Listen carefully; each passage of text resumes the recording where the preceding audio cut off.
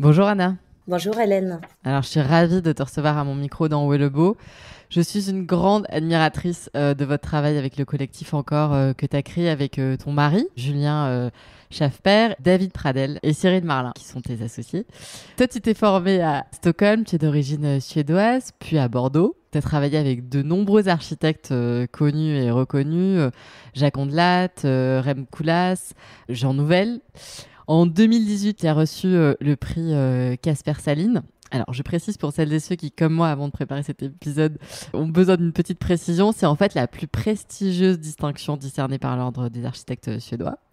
Et en plus, je crois que tu as été la première femme à gagner ce prix, donc un immense bravo. Je suis le deuxième. Ah, la Ouais, deuxième femme. ouais. Depuis là, ça en est 50, donc ouais. Ah ouais, d'accord. Bon, Mm. c'est quand même à soulever, Ouais, parce que ouais, c'est quand pas non même, ouais. plus... Ouais. C'est un prix qui est tous les ans. Oui, Donc bon, pas beaucoup quoi. Je mettrai des photos là de ta très belle maison sur Instagram. C'est un peu comme un caillou dans une nature incroyable. Enfin, vous verrez. Depuis, vous êtes installé avec votre agence dans le Béarn, à la frontière avec le Pays Basque. Tu restes une fervente défenseuse de la ruralité, mais d'une ruralité réinventée.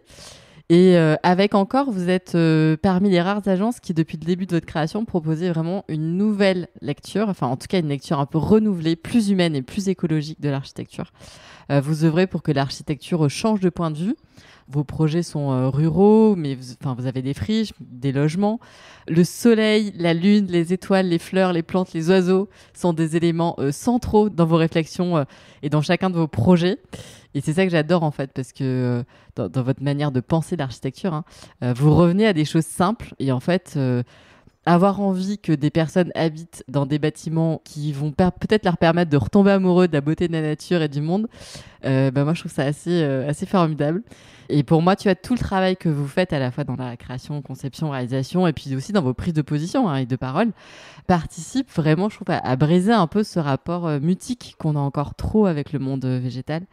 On va en reparler tout au long de cet épisode, mais au-delà d'être une architecture vivante, je trouve que votre architecture est aussi une architecture qui relie.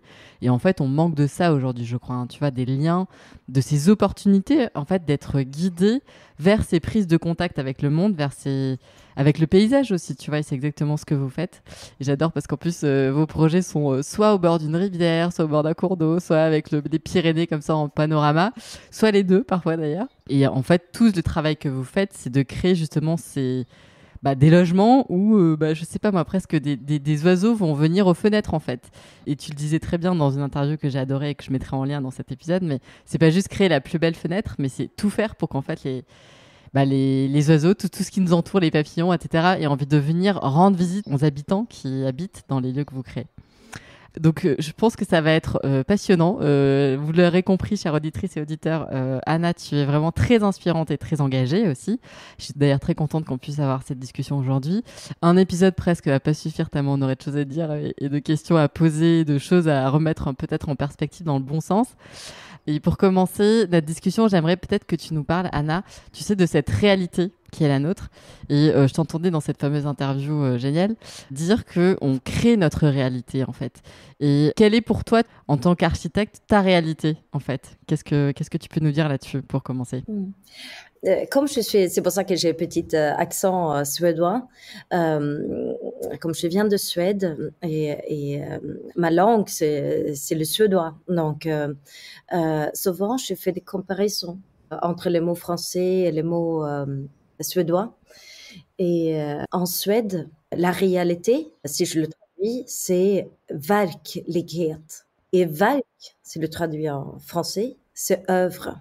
Donc, la réalité, je peux le traduire comme ça, on peut l'appeler œuvre-réalité. Et donc, ça veut Ouais. dire, parfois, il y a des gens qui viennent nous voir, qui disent, mais vous êtes vraiment des utopistes qui pensent que vous pouvez changer le monde et il n'y a jamais rien qui change.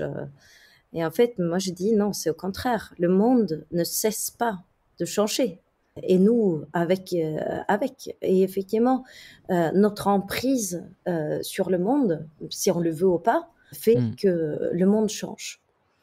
Et si on sait ça, si on a compris ça, on peut aussi se dire que je suis responsable de cette œuvre réalité. Parce que si on le voit comme une œuvre, c'est de se dire que c'est comme un travail. C'est un travail à accomplir dès le matin. Et encore mieux, on peut dire que si on pense que nous vivons, les grands mots comme ça, mais l'anthropocène, ça veut dire que nous, les êtres humains, nous sommes la plus grande force sur Terre. On est plus grande que le soleil. Et ça veut dire que si on arrêtait de juste subir cette réalité, et on commence à le changer réellement comme on veut, là, on est déjà sauvé. Ou en fait, on était déjà sauvé hier. C'est ça. Donc, oui, c'est qu'en fait, c'est une fabuleuse opportunité qu'on vit peut-être aujourd'hui de pouvoir imaginer et réinventer autre chose. Mais en fait, il ne faut pas attendre que ça vienne de quelqu'un de providentiel ou machin. C'est à chaque instant, dans chaque micro-geste. Puis c'est valable en fait, dans l'architecture, ce que tu dis, mais c'est valable aussi partout, tu vois, dans tout ce qu'on peut faire aujourd'hui, parce que dans tous les domaines où on exerce et on est à l'œuvre, comme tu dis, on est responsable à notre micro-niveau. Mais chacun, quelque part, on peut être aussi engagé pour faire évoluer certaines idées qui sont devenues un peu des idées fossiles et faire apparaître autre chose. Parce que peut-être que c'est ce dont on manque aujourd'hui beaucoup, de créativité, quoi, d'imagination. Oui, non, mais c'est effectivement, il y a beaucoup de gens aujourd'hui qui disent qu'il y a trop d'êtres humains sur Terre. Mais il faut pas le voir, l'être humain, comme une maladie. On peut être aussi utile que des vers de terre. Hein. Je suis certaine de ça. Il faut juste qu'on réfléchisse et qu'on travaille pour faire du bien, au lieu de juste d'être victime de cette réalité créée par quelqu'un d'autre. Ouais, et puis c'est aussi du coup se jouer peut-être des normes, être malin, être un peu impertinent, bousculer un peu ou contourner, quoi. Je sais pas comment on peut dire, mais j'imagine que vous, dans le monde de l'architecture, c'est un truc de dingue, c'est-à-dire le nombre de choses que vous devez respecter, c'est stratosphérique. Et pour autant, vous le montrez très bien, quoi. Vous arrivez à faire autrement malgré toutes les contraintes qui existent aujourd'hui. Oui, ça c'est aussi effectivement c'est un autre mot suédois qu'on applique à la fois quand nous vivons, mais quand nous travaillons et quand nous créons, parce que c'est effectivement de se dire qu'effectivement c'est vivre, c'est de créer, c'est de œuvrer. Et en suédois, vivre, si on le traduit, ça veut dire finastil. Et finna en suédois, ça veut dire trouver. Et effectivement, donc du coup, si tu cherches pas, tu peux évidemment rien trouver. Et ça veut dire qu'effectivement, si tu cherches pas et tu trouves pas, tu vis peut-être, mais tu es peut-être beaucoup, beaucoup moins vivant. Et ça, c'est quelque chose à appliquer sur notre travail. Il faut trouver une situation où il faut se permettre de chercher. Et chercher au quotidien, dès le matin, pour tout. Et c'est comme ça qu'on est réellement vivant. Et si on veut que nos bâtiments et nos villes soient vivants aussi, il faudra laisser nos bâtiments aussi se chercher et se trouver. Et donc, du coup, il faut pas figer. Il faut pas figer le monde. Il faut le laisser vivre. Voilà. Au lieu de ce qu'on fait aujourd'hui avec toutes ces normes, toutes ces règles. Mais tu vois, ce que tu dis, ça veut dire aussi apprendre avec sérénité à naviguer dans l'incertitude, dans le risque constant, parce que quand du coup on sort de cette autoroute, qu'on prend les chemins de traverse et qu'on est obligé de sortir un sécateur pour commencer à tracer un sentier, tu vois, c'est quand même le moment où on va se confronter peut-être à toutes nos peurs. On n'a pas trop non plus parfois été élevé comme ça, et ni formé d'ailleurs, vraisemblablement. Donc, ça demande, comme tu le dis, du travail, mais aussi de se libérer peut-être de quelque chose d'automatique où tu vas accepter de se tromper aussi. Absolument. C'est vrai que nous vivons dans une société donc on essaie de tout contrôler et enlever toutes les parties de l'inconnu. Or, effectivement, comme on en a parlé, nous ne pouvons rien créer s'il n'y a pas de l'inconnu. Parce que si on sait ce qu'on cherche, on n'invente rien. Et c'est vrai que j'ai même entendu que même des chercheurs sont obligés, avant d'avoir de l'argent, de dire de quoi est-ce qu'ils vont trouver.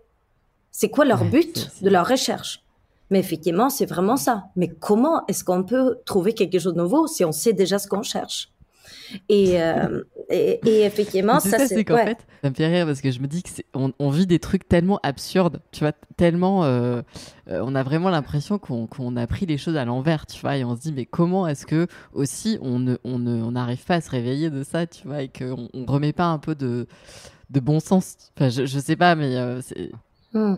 Non, non, mais c'est ça qui effectivement aujourd'hui beaucoup, par exemple, quand on travaille dans l'architecture, pour ce que tout le monde sont concernés par ça aujourd'hui, c'est que Mm, on essaye de isoler nos bâtiments. mm, Et avant d'isoler, on est obligé de passer ta maison dans un programme de calcul pour voir ouais, exactement comment tu vas isoler. Or, ce programme de calcul, c'est pas du tout une intelligence artificielle aujourd'hui. C'est un tout petit ordinateur, c'est un tout petit programme qui connaît rien, qui n'a jamais vu un oiseau, qui a pas de pieds, qui n'a jamais mis les pieds sur place, qui ne connaît pas du tout la maison en vrai et qui fait des calculs, donc forcément complètement abstraits et complètement ouais. généralisés. Parce que c'est des calculs, que c'est le même calcul pour toute la France. Même. Je veux dire, c'est même pas qu'il prend en compte exactement, spécifiquement ta maison quand tu fais une rénovation. Mais Ouais. il applique le même partout. Et en fait, forcément, lui, il sait absolument pas calculer. Et donc, c'est drôle parce qu'on a inventé tout ça pour être plus proche de la nature, de faire mieux. Et en fait, ces programmes et ces ordinateurs nous détachent Mm, de la vraie vie et nous ouais. détache de la vie. Qui crée des bâtiments donc complètement sans vie, qui sont pas de tout connectés avec son environnement. Parce que c'est ça aussi que être plus vivant pour un bâtiment. Donc du coup, il faut qu'il Mm, se trouve, mais pour se trouver, il faut qu'il y ait une richesse. Et cette richesse, c'est vraiment de voir le bâtiment comme une toute petite partie d'un très grand univers. Et en l'occurrence, l'univers tout, autant les étoiles, comme le ver de terre, comme l'eau, comme la mer, et aussi le temps, de prendre en compte de qu'est-ce qui se passera dans le futur pour que cet endroit peut continuer à évoluer. ouais. Et alors, du coup, quand tu parles justement du fait que les bâtiments qu'on crée aujourd'hui ne sont pas forcément intelligents, est-ce que cette intelligence, un peu ce bon sens, les bâtiments anciens, en tout cas vous, aujourd'hui, vous vous dites, alors que tout le monde a un peu le réflexe de faire du neuf, vous vous dites, bah, arrêtons d'ignorer tous les avantages de l'ancien.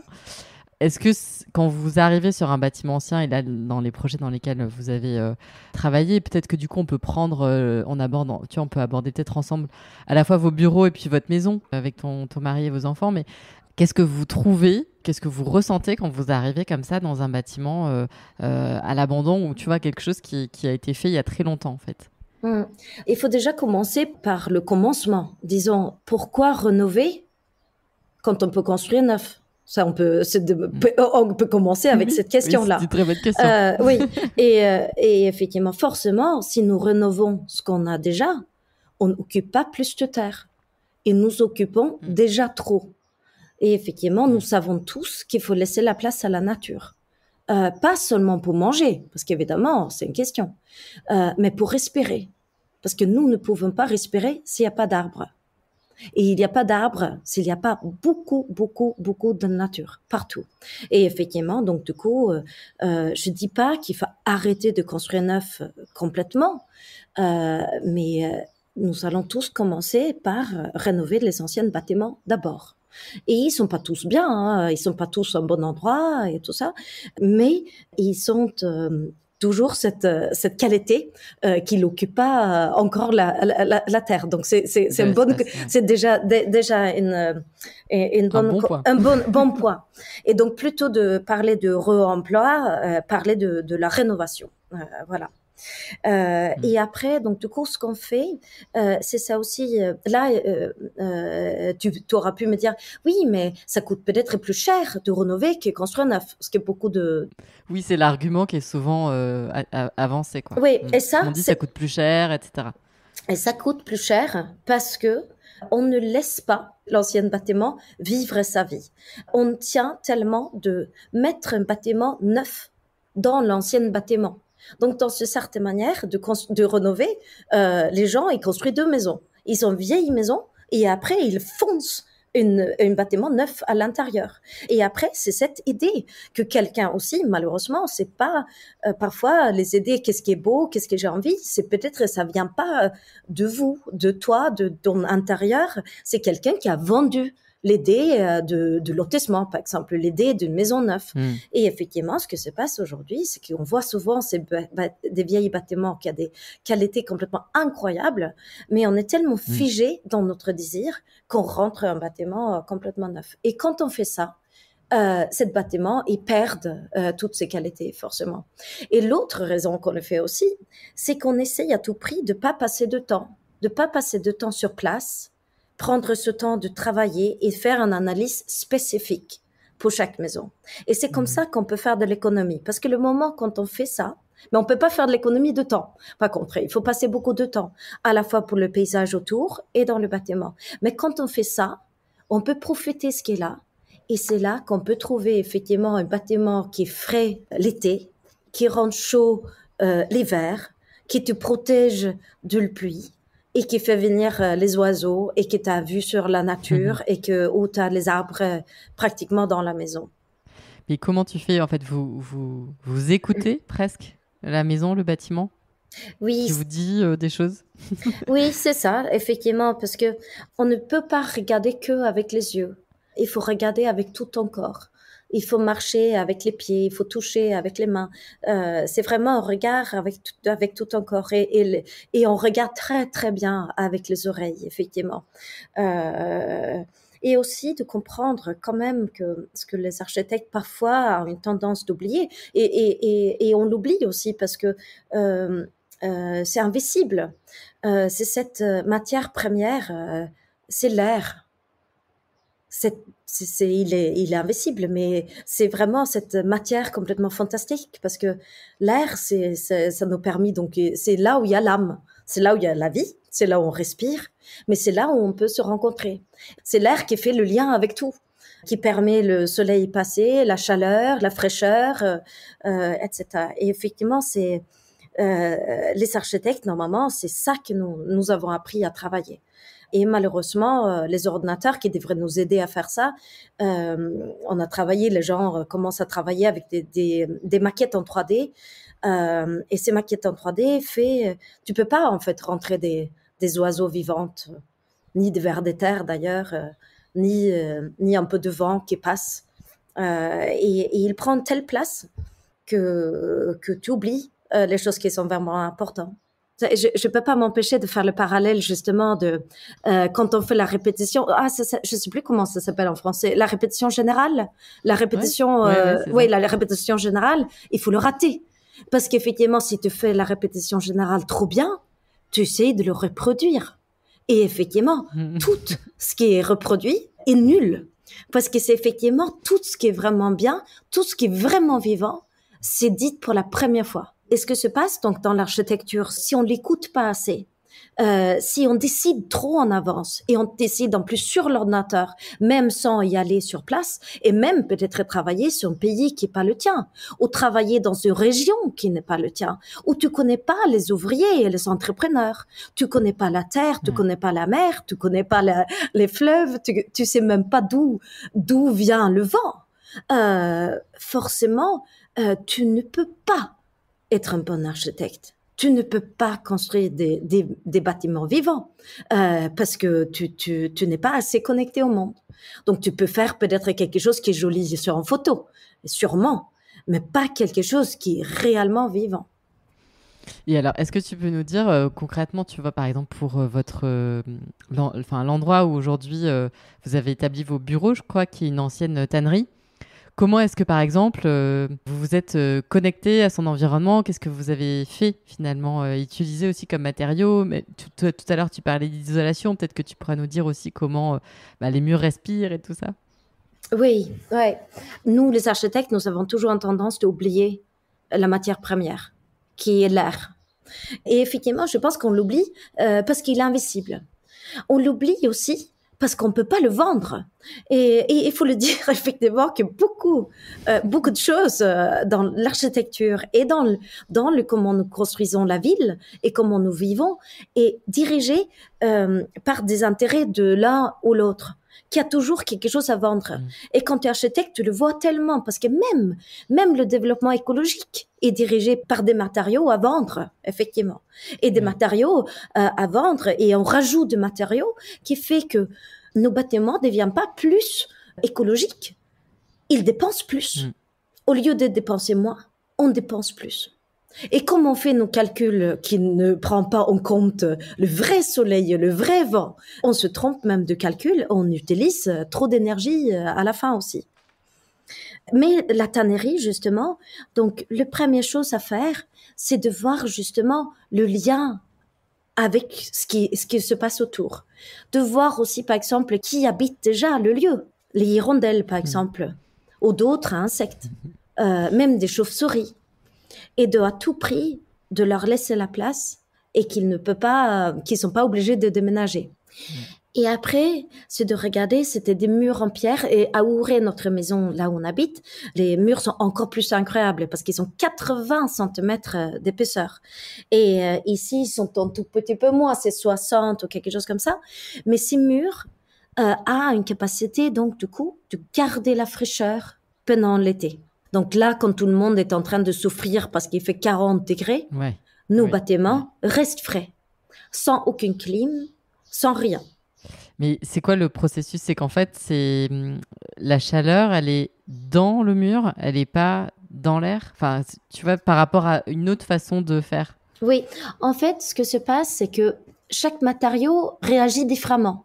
Donc l'air, par exemple, va très vite. Entre nous, ça fait passer les mots. Mais si, par exemple, si j'essaie de te parler via une pierre, les mots arriveront pas. Donc, c'est les murs en pierre, ça bouge pas. Ça fait pas bouger l'air. Et donc, du coup, un mur en pierre qui est froid, il reste froid longtemps. Très longtemps.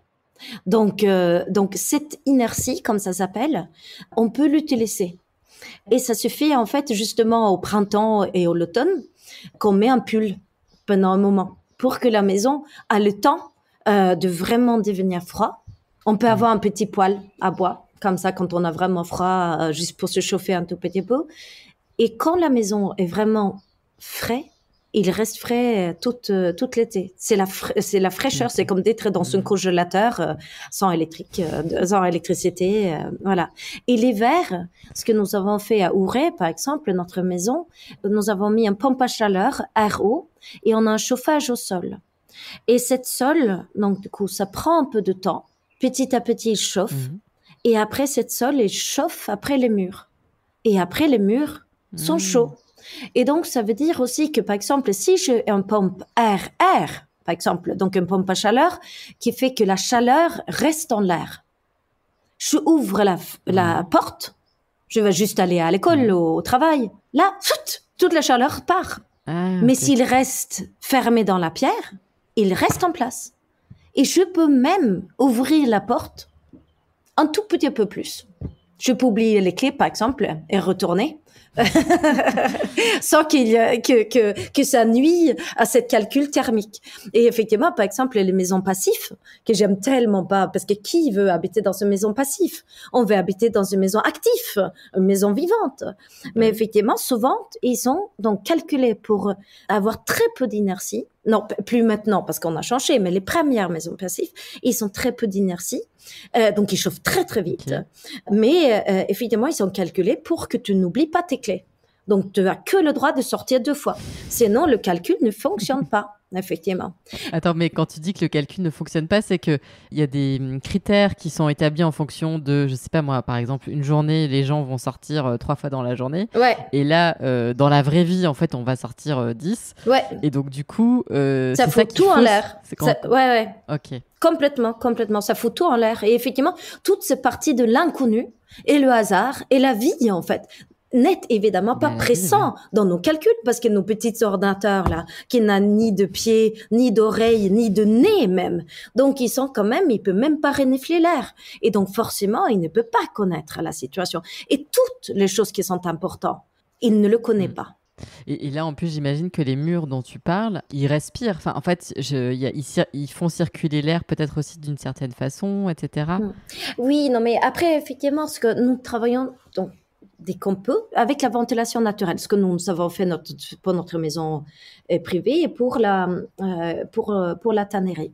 Et c'est tout simple, c'est nous mettons des petits grilles, et c'est des petits grilles que nous pouvons régler nous-mêmes, ouvrir un peu plus pendant l'été et fermer un peu plus l'hiver. Et ce que se passe, en fait, c'est que l'hiver, il fait beaucoup plus froid à l'extérieur et plus chaud à l'intérieur.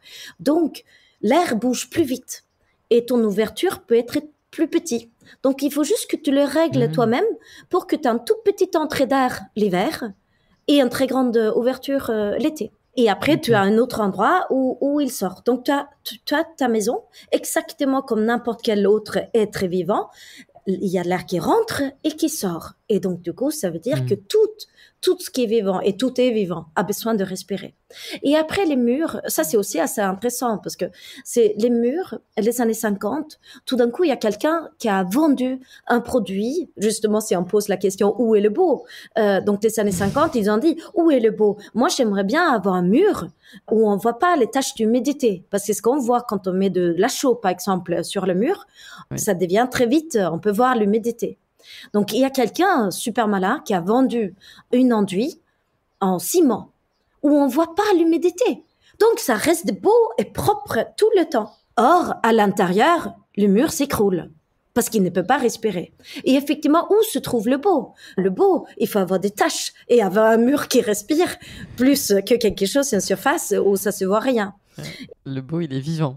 Oui, c'est ça. Et donc, du coup, tous ces murs-là, et ça, c'est ce qu'on a fait ici à la tannerie, parce qu'il y avait un mur comme ça, la première chose à faire, c'est effectivement enlever l'enduit en ciment. Ça, il faut le faire partout. Même si ça coûte cher, même si c'est compliqué, c'est la première chose à faire pour que les murs puissent respirer, justement. Parce que eux aussi sont vivantes. Et après, ce qu'on a fait à la tannerie, nous avons mis 10 centimètres de béton chanvre à l'extérieur.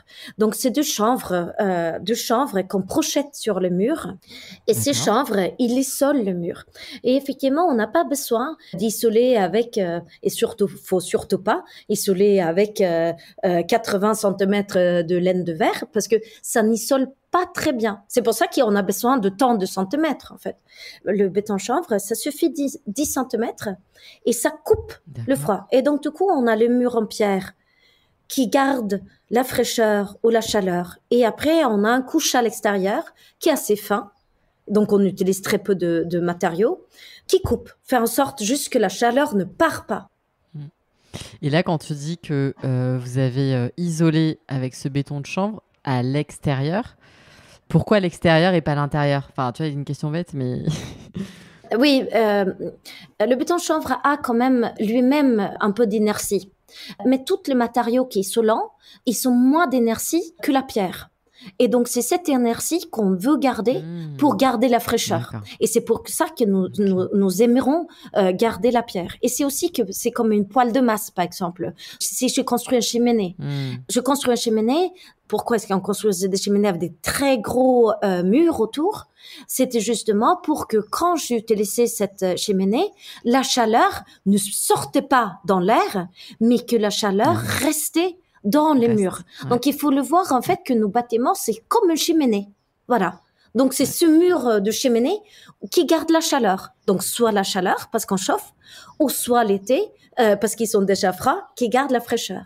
Et après, ce qu'il faut penser, donc, du coup, et ça, j'ai pas eu besoin de penser, parce que par hasard, les deux bâtiments que nous avons, ils sont une très longue côté vers le sud. Et vers le sud, ça veut dire que c'est là où il y a le soleil. Et cet soleil, il peut aussi chauffer ton bâtiment directement sans passer par des panneaux solaires. Voilà, économie et écologie.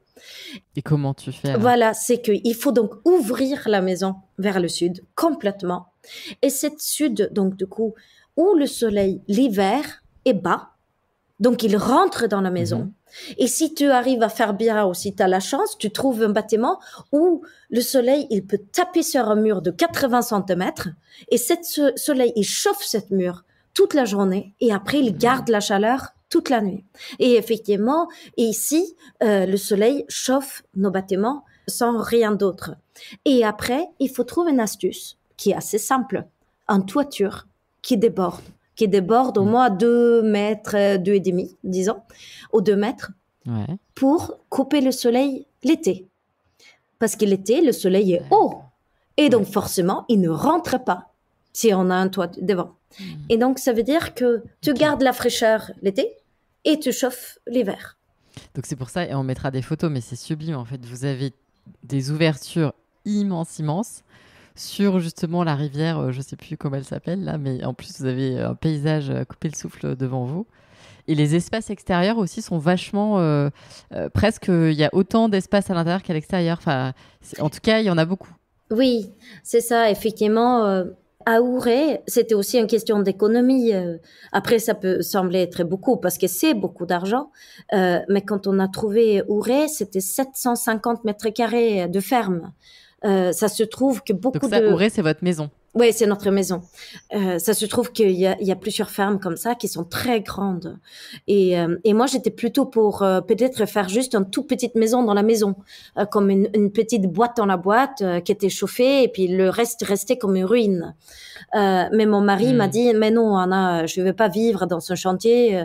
Je veux que tout soit fait et fini et tout ça. Donc, je dis, OK, bon, mais comment faire? Et c'est là qu'on s'est dit, effectivement, mais on fait la moitié d'espace à l'extérieur. Et donc, tous ces espaces pour eux, ils fonctionnent vraiment comme des espaces tampons aussi. C'est des espaces qui créent des différentes sortes de microclimats, qui profitent, donc, qui deviennent plus frais l'été, qui est plus chaud l'hiver, qui capte le soleil, qui coupe le vent, ou fait rentrer le vent. Et donc, c'est tout un travail comme ça avec les éléments. Ce qui fait que le climat autour d'Ouray est très, très agréable à vivre l'été comme hiver. Et ici, à la tannerie, on a fait quelque chose qui est peut-être encore plus radical. Donc, ce que j'ai fait ici, c'est que j'ai créé donc 2 grandes ouvertures, ce qu'on peut ouvrir, ce qui est énorme, effectivement. Et ça transforme tous nos bureaux à un belvédère. Complètement. Ouais. Donc, nous travaillons, C'est très beau. et comme il y a le soleil qui rentre l'hiver, nous travaillons dehors avec les fenêtres ouvertes, avec le gave, le bruit des gaves tout le jour. Et c'est vrai que le bien-être de gave, donc de cette fleuve qui coule de cette bruit. Et après, c'est aussi que tout le monde sait, on se concentre 1000 fois mieux si on a le vrai oxygène comme ça. Hein. Il y a aussi du coup un espace dont tu parlais là dans une interview que vous avez gardé dans votre bureau. C'est un espace un peu vide où l'improbable peut arriver, etc. Et ça, je trouve ça vachement bien parce que du coup, c'est un luxe hein, parce que tout le monde à Paris, je pense que c'est compliqué de se les dire, on va laisser un espace vide, mais quand on peut, en tout cas, y penser. Oui, c'est ça. C'est effectivement que nous avons la chance ici à la campagne on peut se permettre dans nos bureaux d'avoir un grand bureau, un grand espace, une salle polyvalente, vide et qui peut accueillir l'inconnu. Donc, des associations, même le département, d'autres gens qui viennent travailler un moment, ou tout d'un coup, on peut construire des très grandes maquettes, voilà, de quelque chose, effectivement, qui laisse justement le monde de se trouver. C'est un espace en soi qui peut chercher. Et il n'y a rien de mieux, effectivement. Et après, on a l'autre espace qui est on a 2 autres espaces qui est vraiment nos espaces préférés. On a une grande cuisine qui est à la fois une salle de réunion avec une grande bibliothèque. Donc, le plus grand, c'est à la fois bibliothèque, cuisine et salle de réunion. Et aussi avec ce qu'on a fait à Ouray, ce qu'on a fait ici, c'est qu'on pose les menuiseries à l'extérieur et le moment quand on ouvre, on ne le voit plus, les fenêtres.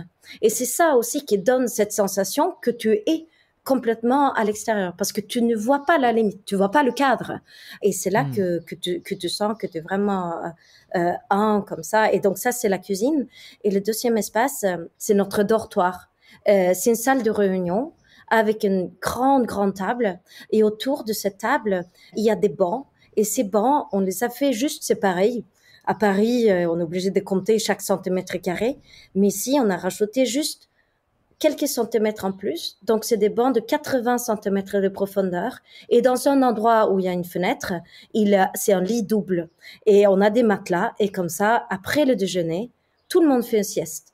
Et effectivement, il y a vraiment ça que Génial. L'architecture, il peut te mettre à ta place, mais aussi il peut t'ouvrir et te laisser vivre comme tu veux.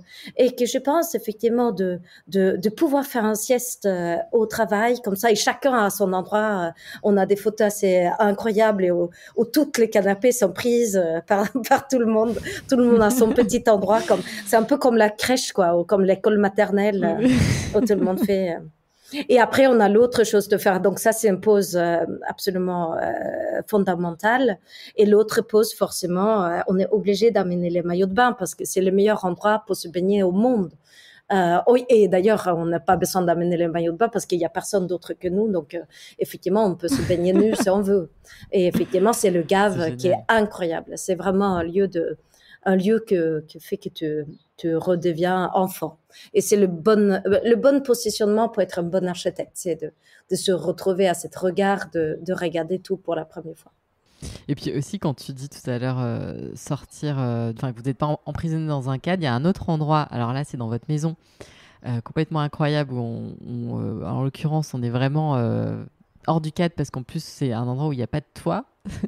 C'est votre salle de bain, ciel ouvert. Est-ce que tu peux nous en dire 2 mots? Enfin, une de vos salles de bain, en fait. Oui, nous avons 2, effectivement. Et une des salles de bain, il est sur un terrasse qu'effectivement, que si on l'avait laissé le toit, on n'aura pas pu être là parce que le toit aura été si bas que c'est un espace que tu pouvais que utiliser comme de stockage. Donc effectivement, c'est à la fois une gamme d'espace, si on veut. Et il a cette faculté, donc du coup, c'est un tout petit peu comme c'est comme des trous dans la neige. Et j'imagine que si on n'a pas la neige, on ne sait pas ce que c'est ça. Mais quand on vient de Suède, au moins pour moi, parce qu'avec le changement climatique, c'est plus comme ça, mais quand moi j'étais enfant, on faisait pendant l'hiver partout et tout le temps, même dans le jardin et aussi quand on était en train de faire du ski, on faisait donc des trous avec un grand trou comme ça, dirigé vers le sud, un peu en pente comme ça. Et à l'intérieur de ces trous dans la neige, tu pouvais être en maillot de bain, carrément. Et tu pouvais être bronzé toute l'année. Ouais. Parce que forcément, le soleil, ouais, c'était les années 80, on savait pas, en fait, que c'était très, très, très dangereux pour la peau. Mais effectivement, ça coupe le vent et c'est comme un four soleil, en fait. Et c'est la même, nous avons créé donc cette trou de neige chez nous où c'est complètement au sud, coupé de vent complètement et c'est un endroit qui est chaud toute l'année. Et qu'il y a aussi cet enduit à la chaux blanc autour du mur. Donc, effectivement, ça envoie le soleil partout et c'est un endroit vraiment, même le 1er janvier, toutes les invités prennent toujours une douche et puis un bain où tu peux prendre un bain quand il pleut, c'est très très agréable. Et le plus important, je le raconte toujours, c'est très intime forcément, mais la nuit, si je me lève la nuit pour faire pipi la nuit, je vais et je suis sous les étoiles. Et donc chaque nuit comme ça, je vois les étoiles. Et ça, c'est aussi une capacité que l'architecture a, donc à la fois de nous libérer, de ne pas nous mettre à nos places, mais de nous libérer et de trouver d'autres choses, mais c'est aussi d'ouvrir des portes. Et cette porte-là, de cet univers, pour moi, si je me retrouve en Suède, parce que c'est le même ciel. Et effectivement, donc du coup, j'ai ce lien avec la Suède et je dis quand même je dis toujours, il faut être très, très humble comme architecte et ça, c'est pas très humble de dire, mais c'est pas moi qui l'a créé, donc j'ai le droit, mais je pense que c'est quand même la salle de bain avec la plus belle plafond du monde. Bah oui, non mais c'est... Enfin, franchement, moi, quand j'ai vu pour la première fois là, les photos de cette salle de bain, je me suis dit, mais c'est pas possible. Enfin, en fait, on est encore, et moi, tu vois, qui travaille quand même à libérer pas mal de choses, à ouvrir pas mal de portes dans mon cerveau, je me suis dit, mais c'est quand même fou. Enfin, faut oser se dire vraiment, qu'à cela ne tienne, je fais une salle de bain sans toi, et puis, après, vous êtes dans les Pyrénées, enfin, voilà, vous êtes aussi dans une région où vous n'êtes pas en Bretagne, mais j'adore parce que vraiment vous venez bousculer. Quand on voit ça, en fait, on se dit bah oui. Enfin, on a envie aussi. Je trouve que la façon dont vous le partagez, c'est beau. Et donc, quand on reçoit ça, on a nous aussi envie d'en faire quelque chose. Je sais pas comment te dire. Donc ça, c'est un cadeau, quoi. Donc merci pour ça. En tout cas.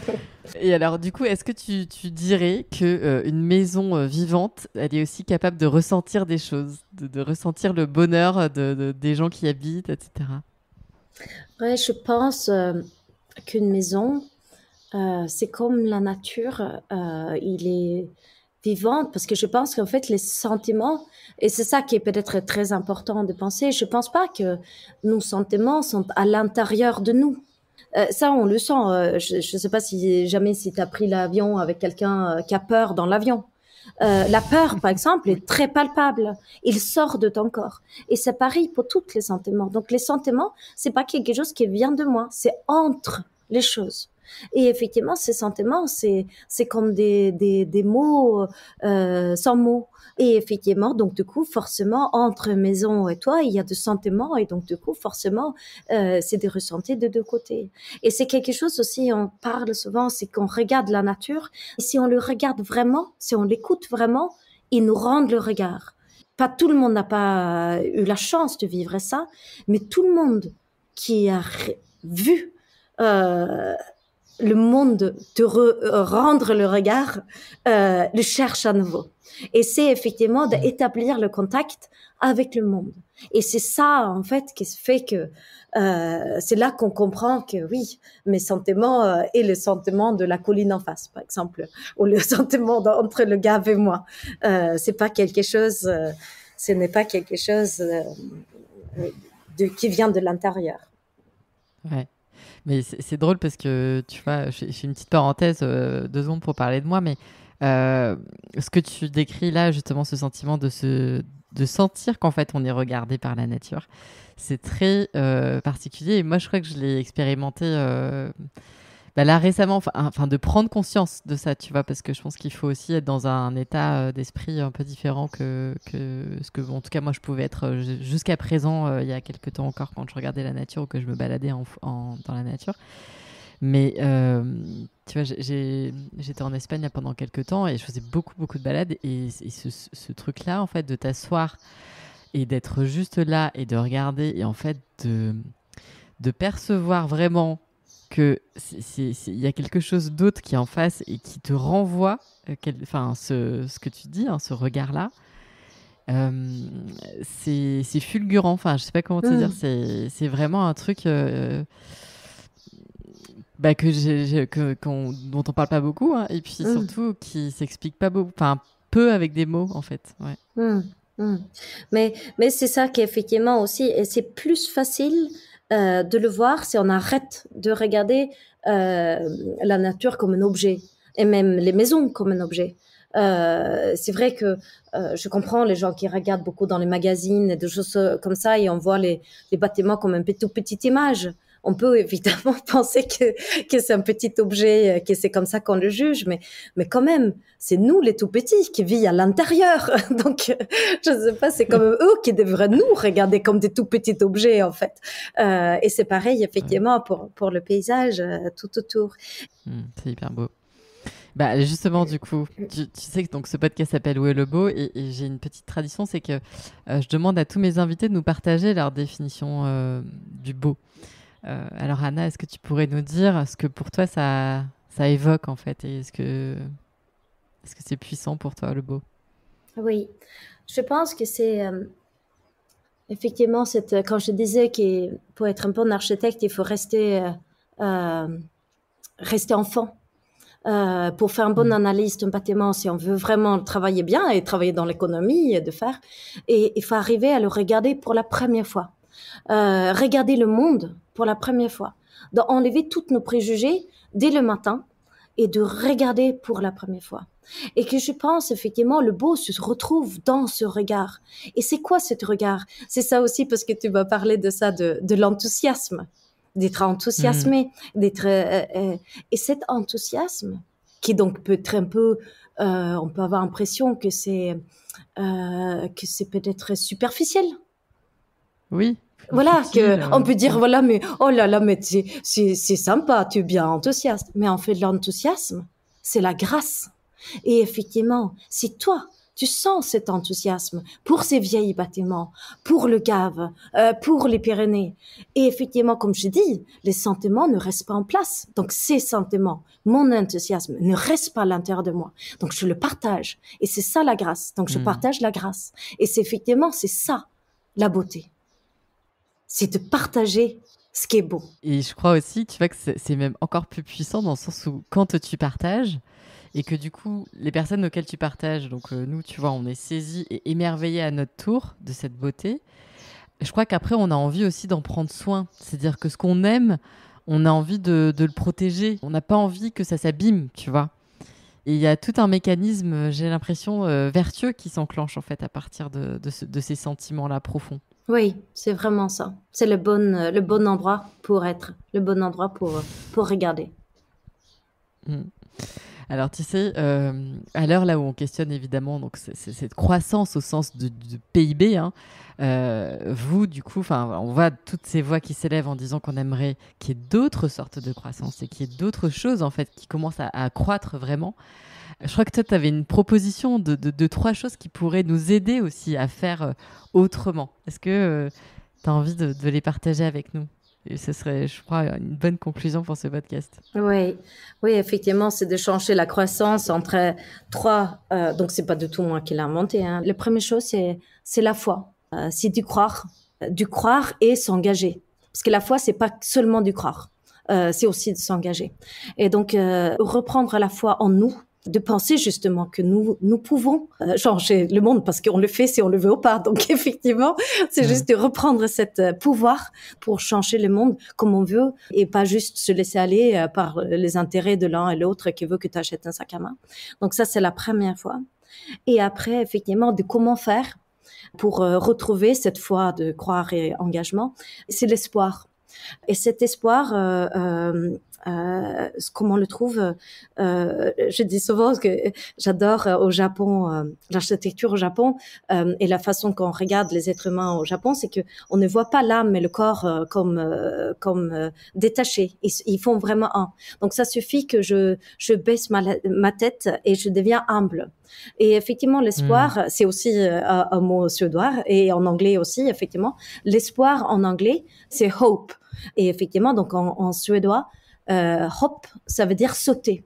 Et donc, pour retrouver l'espoir, si vous l'avez perdu, il faut sauter. Et où est-ce que tu sautes? Tu sautes forcément dans le vide. Et c'est dans cette vide-là où tu retrouves l'inconnu. Et c'est cet inconnu qui peut faire que tu peux recommencer à chercher et que tu peux commencer à devenir plus vivant. Et après, le troisième, ce qui est le plus important de tout, c'est d'aimer cette recherche, d'aimer le monde.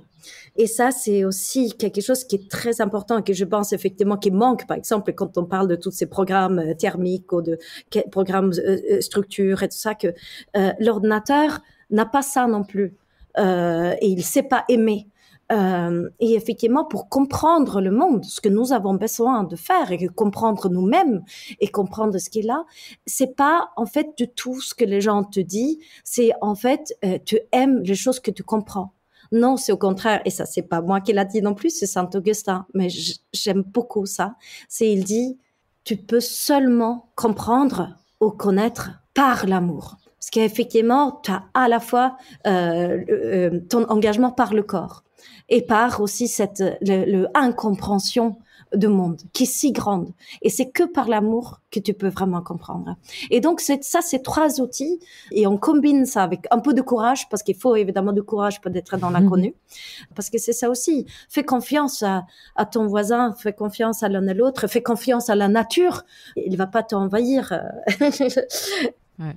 Oui, et puis quand tu dis aussi que cet inconnu qui nous fait peur, alors déjà, c'est très beau ce que tu viens de dire. Et je pense que on a besoin aujourd'hui que des personnes comme vous, des architectes, etc., posent ces mots et parlent de foi, d'espoir, d'amour, comme ça, dans des métiers qui sont, tu vois, en tout cas aujourd'hui, de la manière dont on les aborde dans beaucoup de médias, magazines, etc., loin de tout ça. Et en fait, c'est central. Et se remettre à naviguer dans un inconnu va peut-être aussi nous permettre de révéler, tu vois, en nous ce qu'on ignorait. Et parfois aussi se dire que, tu vois, souvent, c'est nos pires côtés qui sont aussi des côtés qui nous permettent d'avoir le plus de force et de devenir un peu le meilleur côté, quoi. Je ne sais pas si tu vois un peu ce que je veux dire, mais oui. c'est dans cette zone-là qu'on arrive à le déclencher, ça. Sinon, ça n'arrive jamais, en fait. Non, mais c'est quelque chose que je dis souvent. Effectivement, on essaye, surtout quand on construit de ville, la ville, mais même les bâtiments, on essaye tellement d'enlever toutes les choses qui peuvent avoir nuisance toutes les choses qu'on ne peut pas contrôler, toutes les choses qui peuvent être mal, que finalement, on a enlevé toutes les choses qui sont bien aussi. Parce qu'effectivement, souvent, le pire et le bien sont ensemble. Par exemple, on se rencontre et c'est sympa, mais quand on se rencontre, on peut aussi commencer à discuter et ça peut faire des bruits. Donc, mais si on veut avoir une ville qui fait pas de bruit de tout, on se rencontre plus. Et donc, si on ne rencontre plus, comment créer la culture? Et nous nous retrouvons tout seuls. Et effectivement, donc du coup, il faut tout le temps réfléchir quand on enlève une chose, de qu'est-ce qu'on enlève qui est bien aussi. Et il y a ça aussi, effectivement. Est-ce que tu aurais la dernière question là que j'ai envie de te poser, c'est un message peut-être, tu vois, pour les jeunes architectes qui sortent de l'école ou les jeunes ou moins jeunes, hein, mais voilà, tous ces gens qui vont devoir aussi peut-être être les architectes de notre avenir commun. Est-ce que tu as un message à leur faire passer? Oui, je pense qu'il y a vraiment ce chose-là. Il y a beaucoup de gens qui nous disent, en tant qu'architecte, justement, quand on dit pour construire peu cher, pour rénover, par exemple, on est obligé de passer beaucoup de temps.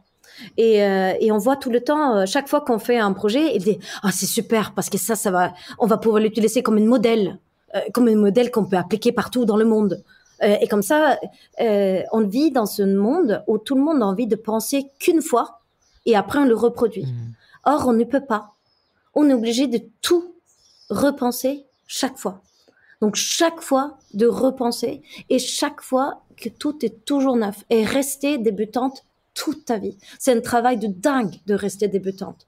Mais c'est ça qu'il faut faire. Et effectivement, quand les gens disent, oui, mais donc du coup, les architectes, ça doit quand même coûter cher. Et c'était drôle, il y avait plusieurs personnes qui m'avaient dit, oui, mais qui veut payer pour que tu passes autant de temps pour regarder tout ce qui pousse déjà dans le jardin, pour passer autant de temps, de regarder le bâtiment, etc. Tout ça. Oui, qui veut? Mais en fait, c'est les gens qui ont déjà vu que l'économie est tellement énorme par rapport au temps passé. Parce que nous, les architectes, on coûte très peu cher, hein, quand même. Donc, effectivement, l'économie, ce qu'on peut gagner est considérable. Et après, c'est ça aussi que, au lieu les gens sont toujours prêts à payer pour que les gens fassent des maquettes en 3D, des images de fou et tout ça. Ça, les gens sont prêts à payer et payer des sommes hallucinantes. Et toutes ces choses qui ont l'air très réelles est complètement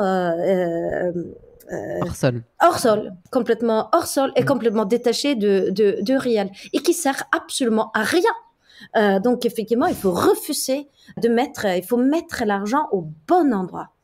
C'est pareil pour l'architecture et c'est pareil pour ton temps de travail. Parce que forcément, si je dis, allez, ici, on fait une fenêtre, une fenêtre ronde, une fenêtre qui est ronde. Et le client dit, ouais, non, mais je préfère pas. Je dis, ok, on le fait carré. Donc, tu as vu le temps que ça a pris? Si tu fais tout ça en maquette 3D, que tu veux la changer, je peux te dire que ça prend d'autres temps, quoi. Donc, effectivement, de faire confiance, c'est ça aussi. De te laisser les mots, utiliser les dessins, faire confiance et qu'on n'est pas obligé de tout montrer. Parce que c'est ça aussi qu'effectivement, si tu fais une maquette 3D et cette maquette 3D et ces images, pour qu'elles soient vraiment valables et pour que tu crois, tu es obligé de les dessiner, mais un sur un. Et après, sur le chantier, surtout dans la rénovation, comment veux-tu que tu peux être à l'écoute de ton bâtiment et le changer? On parle tout le temps qu'on veut avoir une ville ou des bâtiments qui est flexible et qui peut évoluer dans le temps. Mais si tu n'es pas évolutif déjà dans la production, comment veux-tu que ton bâtiment soit évolutif plus tard? C'est aussi ce que tu nous appelles, je pense, ce qui serait bien qu'on arrive aussi tous à faire, c'est parce que pour être à l'écoute de tout ça, il faut sortir de nos conditionnements, tu vois. Et donc, à chaque fois qu'on peut avoir l'occasion, mais ça peut être tout le temps, enfin, dans la vie de tous les jours, à l'occasion de nos voyages, à l'occasion de week-ends, de vacances, dans les lectures qu'on fait, dans les choix, voilà, de sortir un peu de nos habitudes, parce que je pense qu'on est tellement englué dans quelque chose qui était un truc qui allait sur des rails. Malheureusement, pour être perméable à ce discours-là, en fait, à cette façon autre de voir les choses, il faut avoir un peu lâché prise sur le contrôle, sur le risque, voilà, et être, comme tu dis, plus dans la confiance. Mais ça, c'est vrai que c'est des exercices au quotidien dans des choses complètement improbables et même complètement futiles, hein, mais c'est un vrai une vraie bascule de notre façon d'être, je trouve. Et il faut qu'à chaque instant, on puisse se mettre en œuvre là-dedans, quoi. Merci beaucoup, Anna, pour tes beaux messages si importants que tu as pu nous délivrer dans ce podcast. Merci beaucoup. Merci, Hélène, pour l'invitation. Ça m'a fait beaucoup de plaisir.